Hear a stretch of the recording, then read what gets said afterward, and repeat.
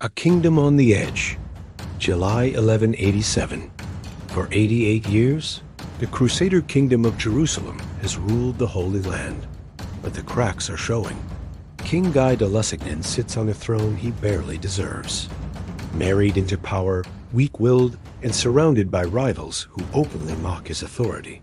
His kingdom is bleeding money, fractured by ego, and facing the greatest Muslim leader since the Prophet himself, Saladin.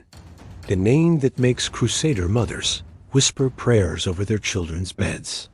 For 4 years, this Kurdish genius has been uniting every Muslim faction from Egypt to Baghdad under one terrifying banner, jihad.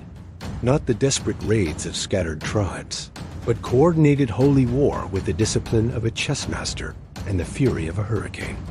And he's been waiting for the perfect moment to strike. First blood, May 1187. Saladin's trap begins with a massacre that shocks Christendom.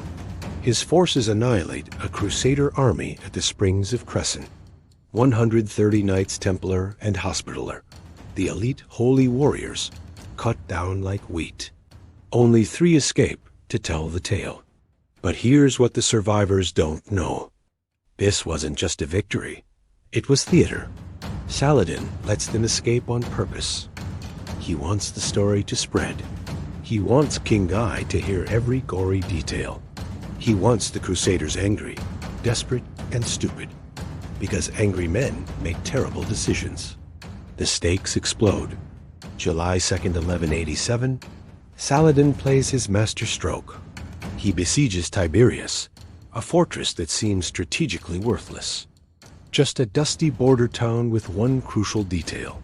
It's ruled by Countess Esquiva, wife of the most powerful lord in the kingdom. The military council erupts in chaos.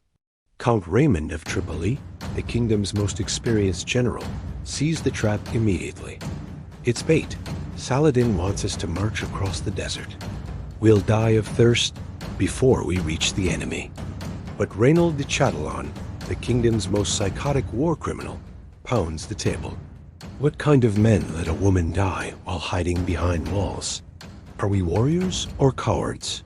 Here's the secret that tears the kingdom apart. Raymond's wife is trapped in that fortress. Every hour they delay, she moves closer to death or worse. King Guy faces an impossible choice. Save the woman and risk the kingdom, or preserve the kingdom and let her die. The deception deepens. July 3rd, 1187.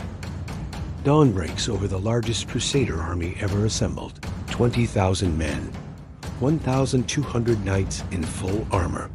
The true cross itself carried before them like a battle standard. But Saladin has been preparing for this moment for months. He's poisoned every well along the route. His light cavalry has been burning grass for weeks, turning the landscape into a furnace. Even the weather seems to conspire. It's the hottest July in living memory. As the Crusader army marches into the wilderness, they don't know they're walking into the most perfectly orchestrated trap in military history. The March of the Damned. Hour by hour, the desert devours them. By noon, knights are collapsing in their armor. Horses are dying faster than men can count. The infantry, already exhausted, begin shedding equipment just to keep walking. But here's Saladin's masterstroke. Every time the Crusaders crest a hill, expecting to see Tiberias, they find Muslim cavalry disappearing over the next ridge. They're retreating, the knights shout. We're winning. It's a lie. Saladin's forces are leading them deeper into hell, one fake retreat at a time. By evening, men start drinking their own urine. Some try to drink horse blood. Others attack their own comrades for a sip from a water bottle. King Guy finally understands. They've been played. The trap snaps shut. July 4th, 1187. The Crusader army camps on a plateau called the Horns of Hattin. 2 small hills that look like devil's horns rising from the desert. They're 6 miles from the Sea of Galilee, 6 miles from salvation. They can literally see the water sparkling in the distance. But Saladin has surrounded them in the night. At dawn, the Muslims set the dry grass ablaze. Smoke and flame engulf the Christian army like the fires of hell itself. Men can't see, can't breathe, can't think. And Saladin springs his final deception. His forces attack, then retreat. Attack, then retreat. Each time the desperate Crusaders charge after them, growing weaker, more disorganized, more hopeless. The knights, trained from birth to charge and conquer, don't understand they're being hunted like animals. The climax. The true cross, the wooden relic that Christ himself died upon, falls into Muslim hands. The sight breaks the Crusader army's spirit like a physical blow.